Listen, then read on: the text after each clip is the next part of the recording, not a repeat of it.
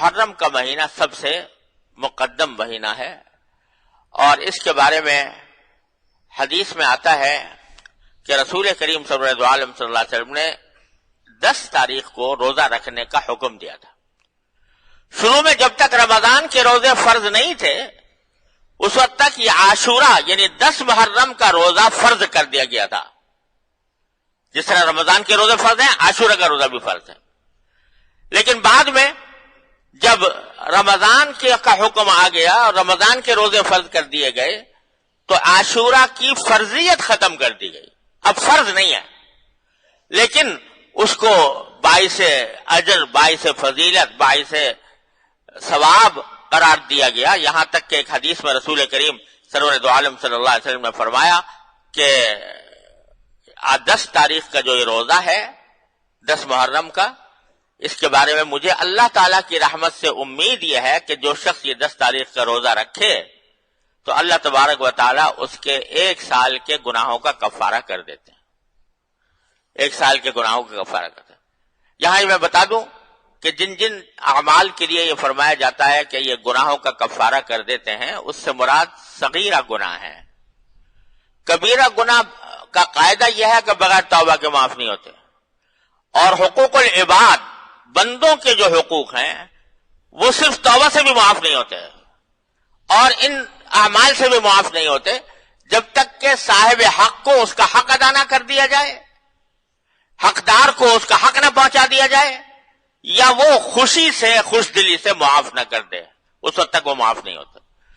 تو یہ جو کہا گیا کہ 1 سال کے گناہ معاف ہو جاتے ہیں، مطلب یہ کہ صغیرہ گناہ اس سے معاف ہو جائیں گے 1 سال کے۔ اگر کوئی کبیرہ گناہ کیا ہے تو اس کے لیے توبہ کرنی ضروری ہوگی۔ اور ایک اور حدیث میں رسول کریم صلی اللہ علیہ وسلم فرمایا کہ یہ روزہ جو ہے اور محرم کے روزے یہ رمضان کے بعد سارے سال میں سب سے زیادہ افضل روزہ ہے،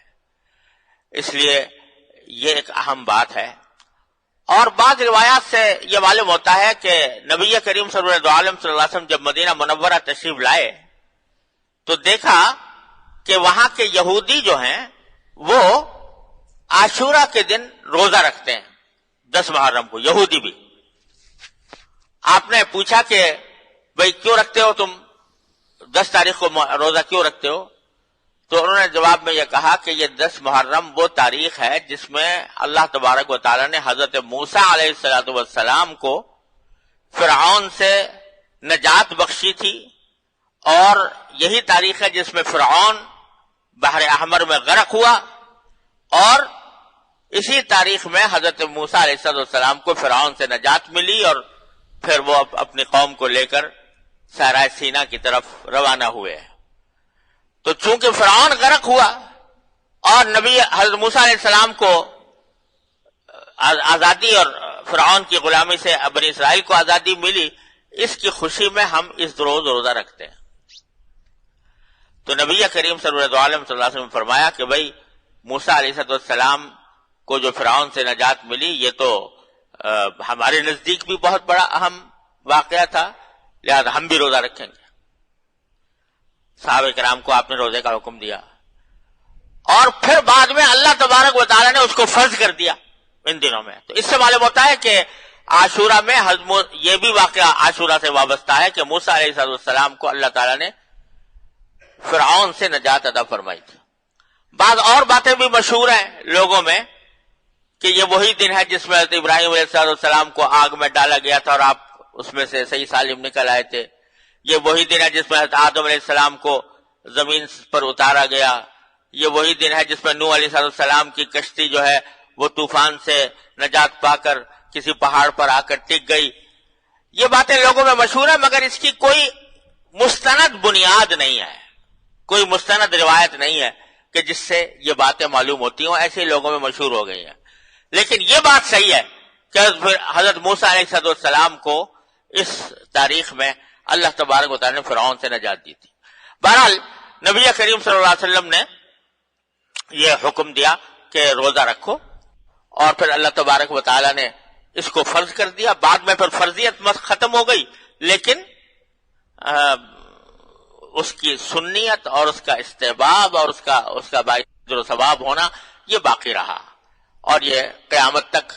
عاشورہ کے دن روزہ رکھنے کی فضیلت قائم رہے گی انشاءاللہ۔ البتہ اس میں نبی کریم صلی اللہ علیہ وسلم نے ایک تصرف فرمایا، وہ یہ فرمایا کہ بھئی عاشورہ کا روزہ تو بے شک رکھو، لیکن چونکہ یہودی لوگ بھی عاشورہ کے دن روزہ رکھتے ہیں، لہذا کہیں ایسا نہ ہو کہ تمہاری ان کے ساتھ مشابہت پیدا ہو جائے، یعنی تم بھی یہودیوں کے مقلد بن جاؤ، یہودیوں کے مشابہ بن جاؤ۔ تو ان کی مشابہت کو ختم کرنے کے لیے آپ نے فرمایا کہ صرف تنہا عاشورہ کا نہ رکھو، بلکہ اس کے ساتھ 9 تاریخ کو یا تو ملا لو یا 11 تاریخ کو ملا لو، یعنی 9 تاریخ کو ملا کر 9 اور 10 کا روزہ رکھو، یا 11 تاریخ کو ملا کر 10 اور 11 کا روزہ رکھو، ایک دن کے بجائے 2 دن رکھو، تاکہ یہودیوں کے ساتھ مشابہت پیدا نہ ہو۔ اس سے آپ اندازہ لگائیے کہ نبی کریم صلی اللہ علیہ وسلم کو اس بات کی کتنی فکر تھی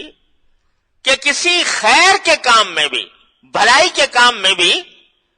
مسلمانوں کو مسلمانوں کے اندر مشابہت پیدا نہ ہو یہودیوں جیسی یا غیر مسلموں جیسی۔ یعنی مزاج اسلام کا یہ ہے کہ بھئی جب تم مسلمان ہو، کلمہ لا الہ الا اللہ محمد رسول اللہ پر ایمان لائے ہو، تو پھر تمہارا اپنا ایک طریقہ ہے، تمہارا ایک اپنا طریقہ زندگی ہے، تمہارا ایک اپنا طرز حیات ہے۔ تم اپنے طرز حیات کو دوسرے غیر مسلموں کے طرز حیات کے ساتھ مشابہ بنانے کی کوشش نہ کرو۔ یہ ایک مزاج ہے جو قدم قدم پر نبی کریم صلی اللہ علیہ وسلم کی ہدایات میں نظر آتا ہے،